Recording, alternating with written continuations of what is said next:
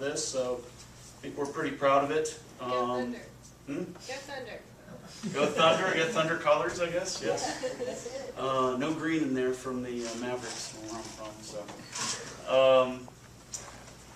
This is a first step in beginning our messaging for the project. Next step after this will be getting the website going and really starting to get the word out about what we're trying to accomplish with it. And I told Ian I was not going to say sleek and modern, but that's his opinion. Last meeting, we did the breakout sessions, and you all voted using our fancy little clickers on what our top goals for this project is. We've taken those goals and we've refined them a little bit, and I'll give you an example of how we're refining them. And like I said, we want to go to the advisory committees and the stakeholder meetings and get a little bit more input on those, because we think there might be some corridor-specific changes that we might want to make in each of the corridors, so that we're definitely putting our best foot forward in each of the corridors. So this is the list that you ranked from, and we took like groups that we felt kind of worked together. For instance, the multimodal system, and provided a balanced transportation corridor system and put that into one. Just provide, I guess I have a pointer here, don't I? Provide a balanced and coordinated multimodal system. So we're going through that list, trying to pare it down, try to get it organized, and make those types of changes. And we will present at least the goals at our meetings, and then hopefully work with those groups and get some input from them on objectives that would lead up to those goals. And it's just a sample goal, or some sample objectives, for maximizing economic development along these alignments, looking at employment centers and seeing how we're connecting those in each of the corridors. The folks at EPS on our team will help us look at potential development areas and what sort of the real estate looks like in each of those areas, and we'll use those to measure the benefits for each of those corridors. Any questions on sort of how we're working this? We'll come back next meeting and present a whole list of the goals with the objectives based on our meeting, and try to put those to bed so that we can develop our evaluation criteria and start rolling on evaluation. So with that, I'm going to hand it over to Christy. Oh, you can keep doing the clicker. Oh, great. Thanks. Real quick. So last meeting, just a quick refresher. We're putting together community community advisory committee, as well as stakeholder advisory committee. So there's two, and there's 2 meetings in 3 corridors, so 6 meetings total. That's a lot of meetings. So what have we been doing lately? We have been putting these stakeholders together and forming a pretty strong foundation, we think. Our stakeholders have been approved by ACOB. We're still ironing out our community list. We're expecting that to be done tomorrow so that we can start getting this word out, because as you can see, round 1 is in the summer of 2013. We're in the summer of 2013, so we're hitting this puppy really hard. Round 2 will be in the fall of 2013, and then round 3 will be in the winter of 2014. Throughout that, we'll have public open houses. We're expecting round 1 to fall in the fall of 2013, and then round 2 winter. And then we'll be putting newsletters together.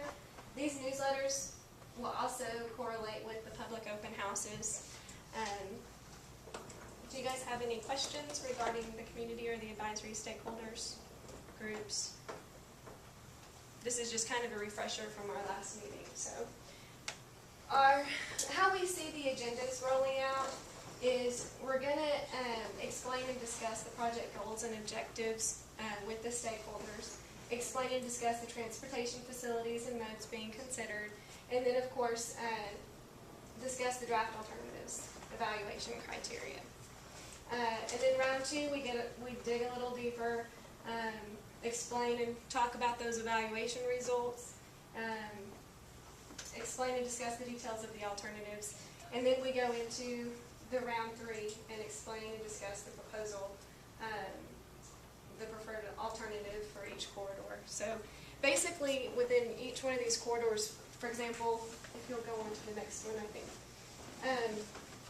Here is our schedule for our upcoming meetings that we have scheduled for June 24th, 25th, and 26th. As you can see, we've broken it out into the east, north, and south corridors.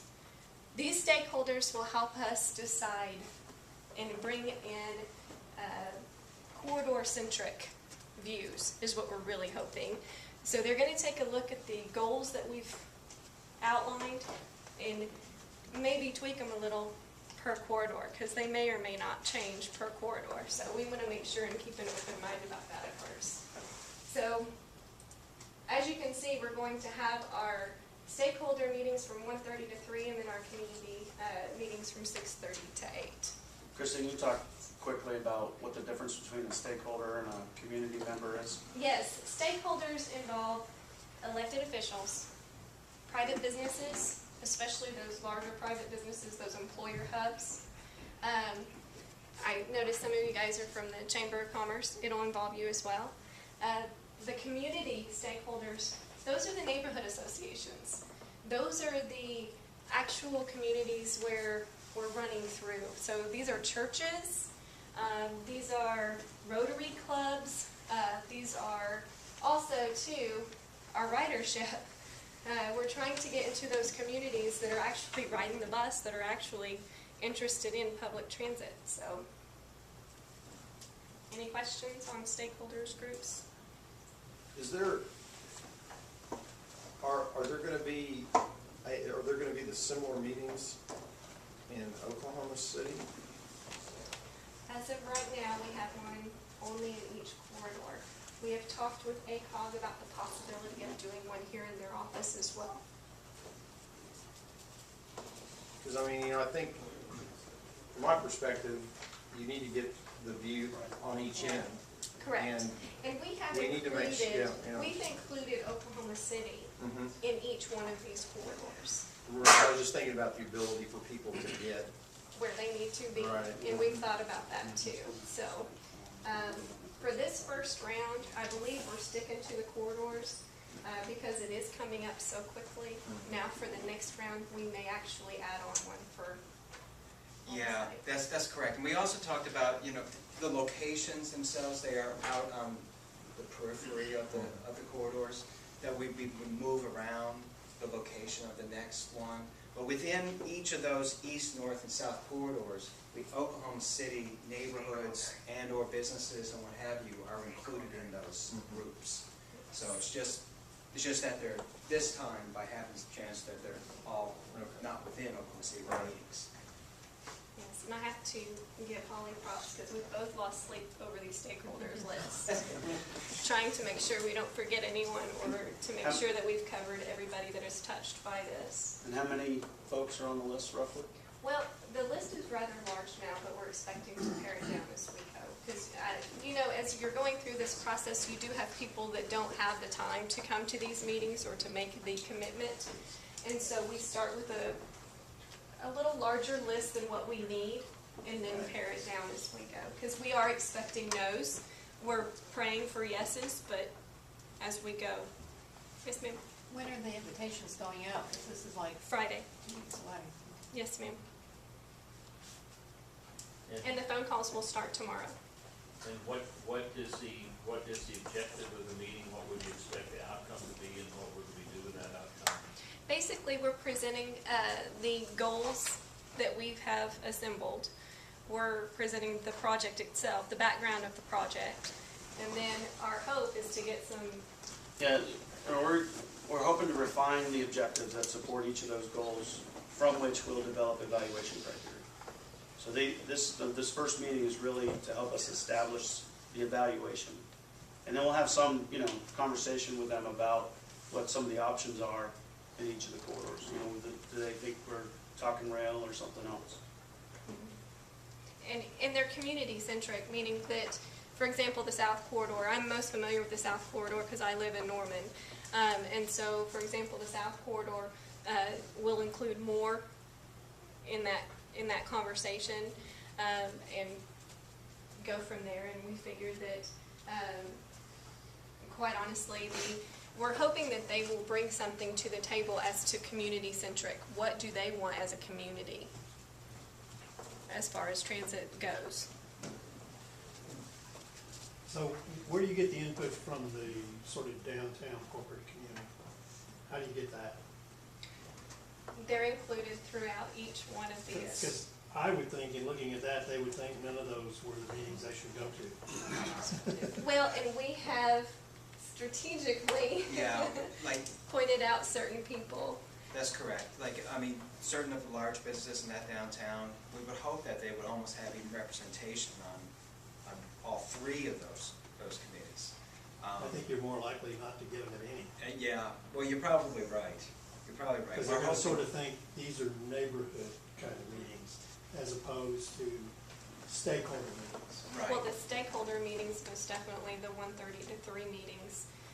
Yeah, I still think though, if you don't have the one that they feel they're connected to, they're not going to show up. Yeah, and you don't need 3 for Oklahoma City, since it's at the end of the law, you just need, if you have one additional one in Oklahoma City that they, I see the same problem.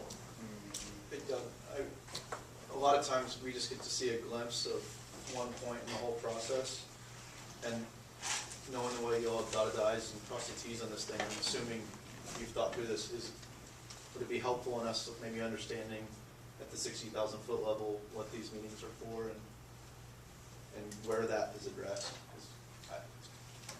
Well, yeah, I mean, I think ultimately, you know, is that we hope with these meetings, with these committees, that we're reaching a broader spectrum of people that we can draw opinions and recommendations out of. Instead of traditionally, you know, doing our public meetings and, you know, we get our 50 people there and we show them stuff. This way that these people will be intimately involved in helping shape the technologies and the routes that are chosen. So, I mean, I understand the issue associated with, and I agree with you. When we had that discussion, it's like, oh my God, what do we do? You know, we got 3 corridors and they all lead to one place. You know, how do you allocate that people in that one place to those 3 corridors? And we tried to do that. Now, what I'm hearing, maybe we do need to do, maybe have a downtown meeting in itself. And we've talked, you know, we talked about that, maybe doing one here at ACOG. Well, we've got someone to ask. Cliff is downtown. Which meeting would you think you would go to? All 3. Excellent. He didn't have enough to do. Well, for example, the Department of Transportation has people that are interested in each corridor because that's where they live and work. And so that's the corridors they drive. And so that's how they were able to disperse their interest, so to speak. So you're strategically inviting people and making contact. This isn't like an open invitation, just come and listen. This is a strategic. Very strategic, like losing sleep over strategic. Yeah, you're right. I mean, and you know, when we invite someone, we won't invite them to be a member of one of the committees. We're targeting them towards one of the corridors. Yes. When does the website launch? We have that conversation today. ASAP. We are definitely hoping to have that website up before the June meetings. We have to have it up before those June meetings for people to have a place to go. I would say by the end of next week, I would suggest. It's probably pretty fair, or pretty close to that. Are these meetings required as part of, this is part of the outreach strategy, not part of any type of funding requirement for That's correct.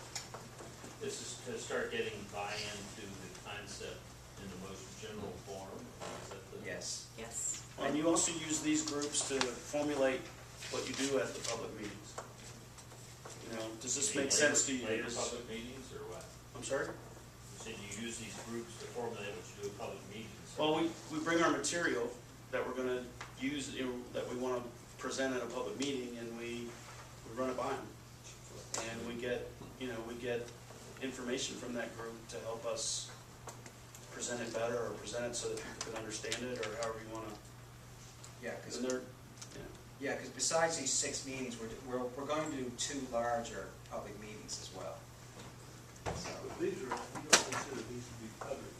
No, sir. no, I mean, all of our meetings are open to the public, but they're not public meetings. Are they by invitation, the community meetings Yes. are by invitation only? That's correct. Correct. Sort of. Yes. we're contacting, for instance, we're contacting neighborhood associations and asking them to send representation. And it's a fairly lengthy list. Is there any potential to get the elected leaders of the representative communities on the front end of hosting the initial? It's just a thought I have. I mean, it seems like, I would say that the campaign starts on June 24th. That Yeah. would be the way that these are viewed, or that's the way I would view them. That's a great comment. I mean, maybe, you have like the elected official or some elected official at those initial meetings, give an introductory Well, comments. I would say whenever an initial meeting occurs, there'll immediately be perceptions as to who's championing the issue locally. Right. And who's really taking ownership of it. And so, I don't know to what extent these dates are set in stone, but I would certainly think that it's important that, it'd be coming out of those municipalities and out of the elected leaders. I can from- see it being advantageous either way, but there's a part of me that says there might be a little bit more of the common man sort of input that we might be able to get if we don't immediately have it directed by leadership. Plus, some leadership may not be quite ready to jump on, but there might be that sense from the public that, hey, this is kind of growing out of our own interest and desires, and we're not being pushed down the road by community or town leadership. Well, just the opposite. I mean, we're in the middle of a major comprehensive transportation plan, and the first thing that comes to my mind is, who's going to this meeting? Are they in any way connected with what we're doing? Because what we don't need in Norman is to have to go off on 2 different railroad tracks in different directions. So Tom is part of that group, and Doug is, and I suspect there's probably overlap, but I'd kind of like to know who's on your list. Well, we have that issue with CityLink, so. Well, I was going to ask too, if your list is comprised, I think that if all of us are sort of involved in this and have been at some level or another for quite some time, but unless these groups, unless there's some fertile ground there that you're selecting them for people who are aware or interested or something, you're gonna have to spend a lot of time bringing everybody up to speed. And that's why I sort of think not all the elected officials are gonna be at that place at this time. So how are you selecting for this group to know that, otherwise you're gonna have to just give them 2 years of education in an hour and a half. Well, yes. No, I mean, we certainly will provide them with an introduction to what it is, the concepts we're talking about. Talk about the 2005 Skyway study, and, those corridors were chosen from that, and, give them the whole concept that we'll be looking at various technologies to support, future congestion in these corridors, that kind of stuff. So, we'll provide that background education for them. But I know what you're saying, but I don't know if that's any different than, most other committees like this. I think we'll give them enough information that they're able to converse. And a lot of them are familiar with the topic anyway, just by reading papers if nothing else, I would suggest.